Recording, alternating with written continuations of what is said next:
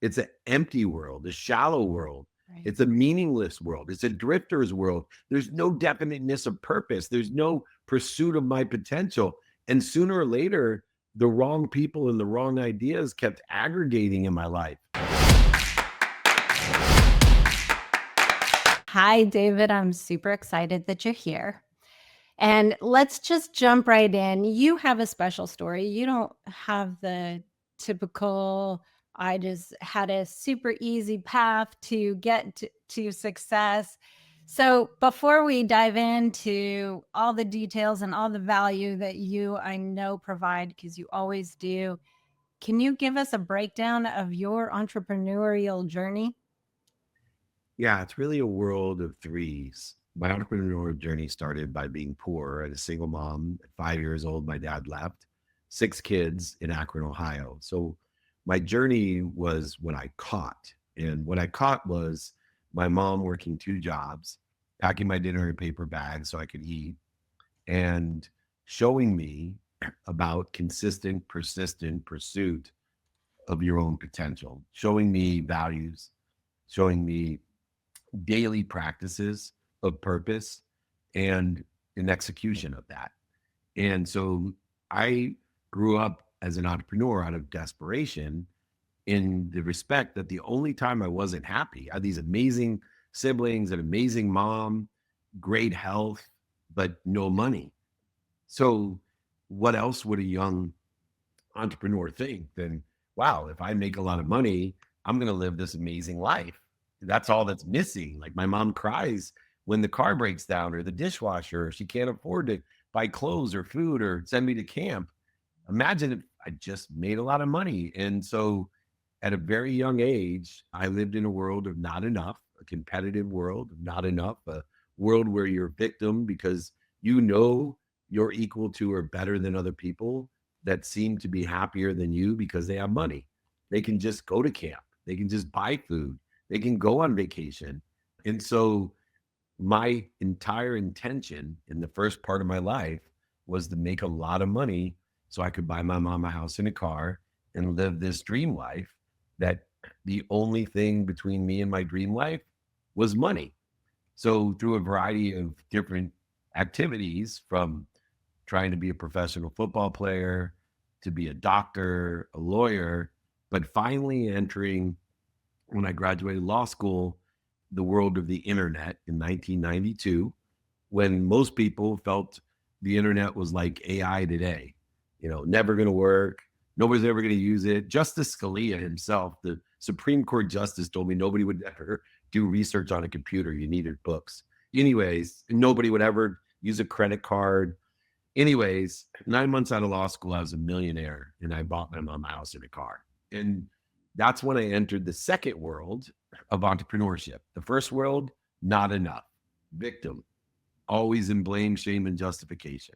Second world is a confusing world. It's the world of for me, not to me. So everything happened to me when I was young. Now everything was happening for me. And you would think this would be an abundant world. I was giving millions of dollars to charity. My exit was 1995, $3.4 billion with Thomson Reuters, buying West Publishing, went to the Silicon Valley, raised hundreds of millions of dollars. Everything was happening for me. Married my dream girl, ran Samsung's phone division, the first data phone in the world, the Windows CE PCE phone. Uh, I had People are like, three. what's that? Exactly. I everything was happening for me. I was charitable. And then I started running Lee Steinberg Sports and Entertainment, the most notable sports agency. So not only was I a multi-millionaire, but I had access to what billionaires didn't even have access to. You can't buy a sideline pass to the Super Bowl or backstage at the Grammy Awards. You Yeah. can't buy these things. And unfortunately, in the world of for me, everything happening for me, it's a world of scarcity as well. Not like a victim, but it's a world where everyone's trading, negotiating, buying shit they don't need to impress people they don't like. It's an empty world, a shallow world. Right. It's a meaningless world. It's a drifter's world. There's no definiteness of purpose. There's no pursuit of my potential. And sooner or later, the wrong people and the wrong ideas kept aggregating in my life, accelerating. And I ended up hating my mom, hating my dad, hating my best friend, and hating my wife until she finally set me straight and told me I better take stock in who I was or what I wanted to become because I was going to end up dead. Threatened to leave me with my children, three beautiful daughters under the age of 10. I had everything you could imagine. Anything I wanted, I could buy. And I'd never been so low. So my basement had a basement. And I ended up losing all of it. Over $100 million, went bankrupt, lost my mom's house and car. Had to tell her that I went bankrupt and lost her house and car, which was the ultimate step in me realizing, I don't hate my mom. I don't hate my dad. I don't hate my best friend. And I certainly don't hate my wife. I hated myself. Right. I stood in front of my mom and I said, Mom, I don't know why God's punishing me.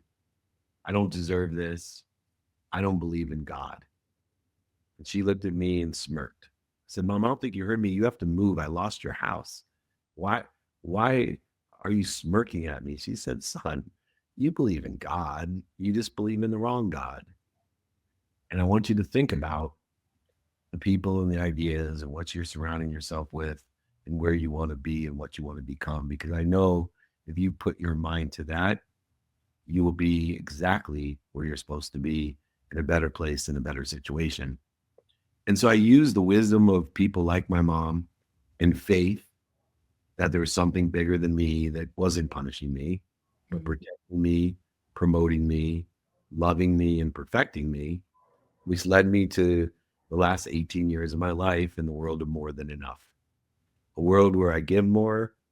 I use gratitude, forgiveness, and accountability to see all that I'm given by the promotion. When there's no evidence, when the evidence is contrary to where I think I want to be, I have faith that I'm being protected, promoted, loved, and perfected. And I receive more and I ask for more than more because I know there's more than enough of everything. So I can give more than more, be given more than more, receive more than more, ask for more than more than more. Most people don't have a problem giving. They have a problem either seeing what they're given, receiving what they're given, or asking for more. And I will tell you, the math is quite simple. If you give more than you receive and you don't ask for more, you're going to end up at zero. It's just math. Eventually, you'll end up at zero. And so, my entrepreneurial journey is one from the world of to me as a victim, for me in the world of just enough, to the world of more than enough, of everything for everyone, in the world that I live in the infinite loop of giving. My whole life is dedicated to empowering over 1 billion people to give more, to be given more, to receive more, and ask for more than more. I have a huge private networking group of these people that want to help each other and know people that want to help each other. I do all of my TV shows, my movies, my books, my speeches, meetups, holding courts, 200 cities in a year I go to on a mission. The commissions follow. I've never made more money in my life, but the mission holds true to be and empower those that they want to become. What really strikes me in the whole Be the Wolf fashion, which is about being your truest self. And it really resonates to me that this third part of your journey is where you stepped into being who you truly are rather than looking at who you are through these distorted lenses, if you will. And so, that being said, I know your mission is to empower 1 billion people to be happy. Over 1 billion, over Over 1 billion. Yes, let's not think small because, as you just said, ask for more.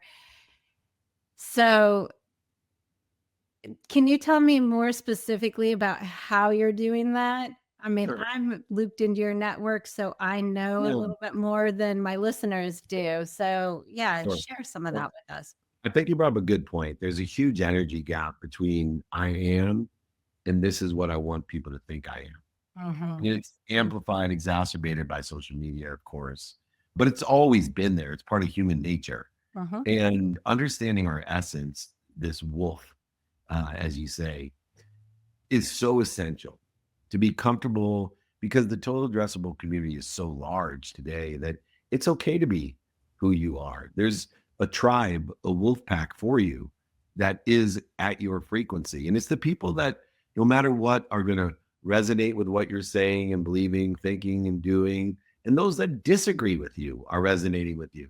And I tell people, pay particular attention to both. Don't worry about the people that aren't aware of you. Worry focusing on what resonates with people in the positive, but also why is this such a Tabasco in a wound to somebody? Why do they hate me for no reason? Why are they attacking me for no reason? I want to know why.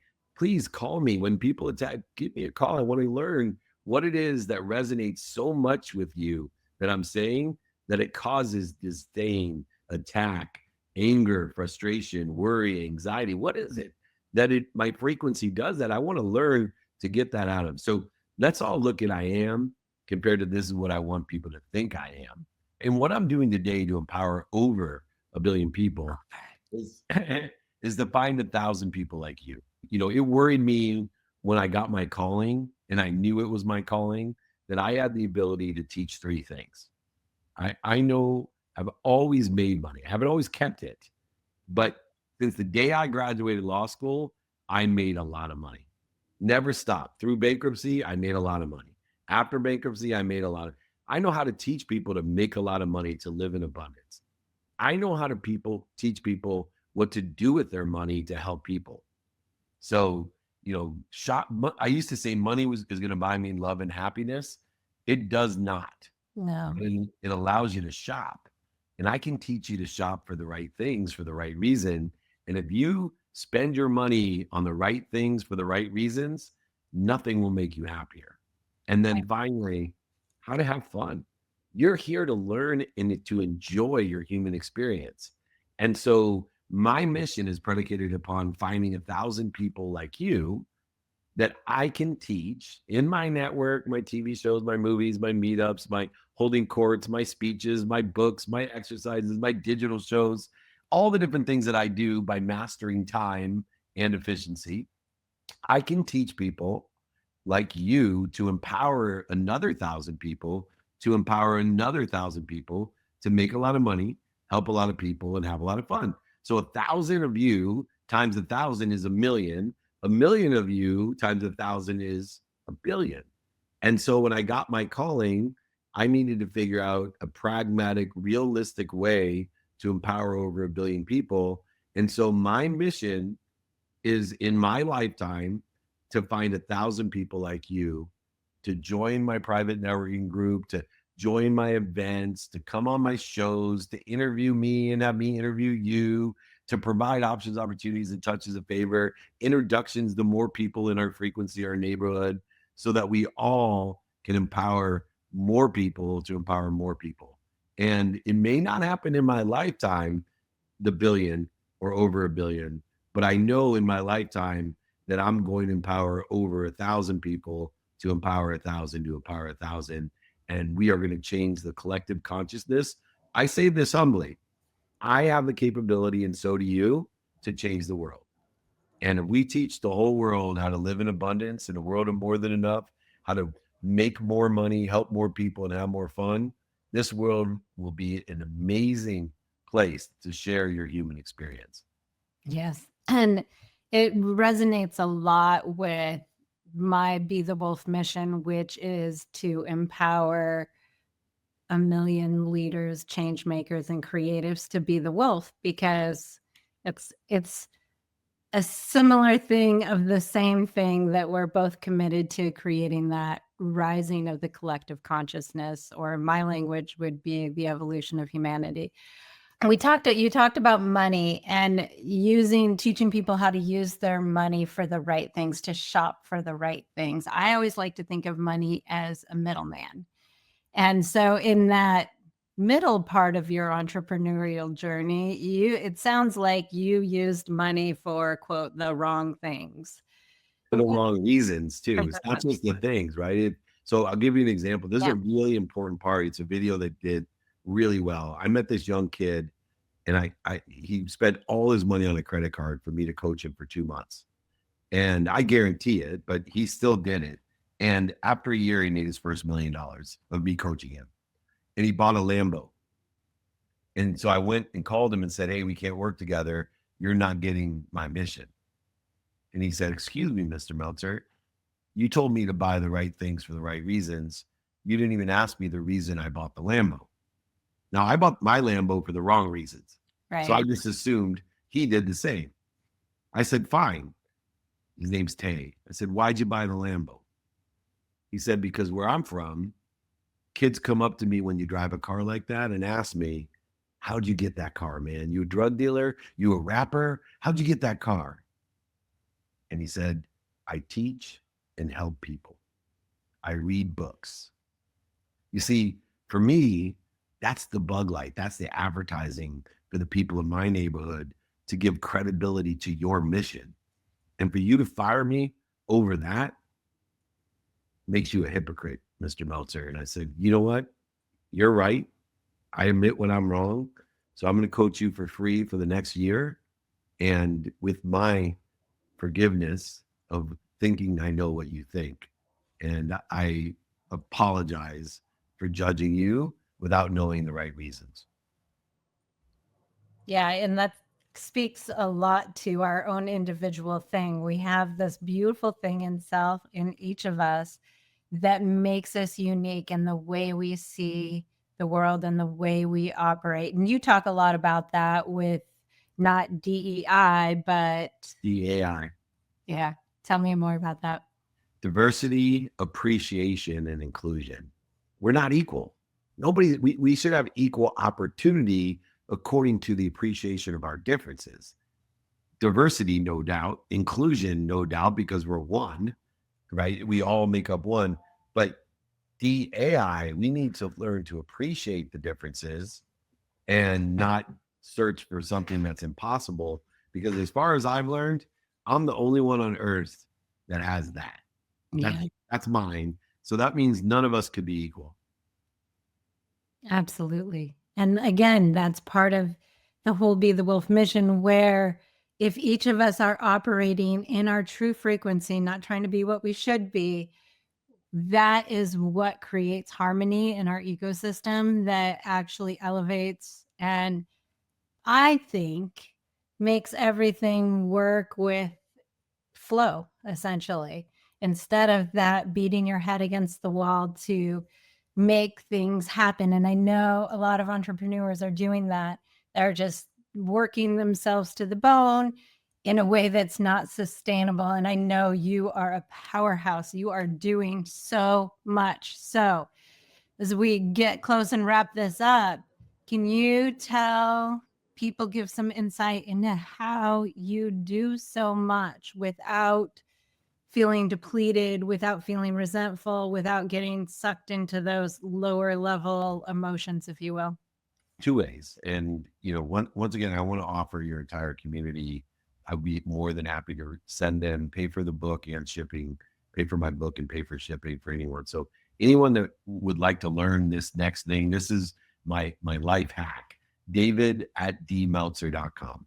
So number one, you need to determine your relationship with circumstance. So you need to know there's non-negotiable behavior that 2 minutes a day will equal 2 hours on a Saturday that you're committed to every day. For me, it's sleep, family, finance, health, study of time, study of relativity.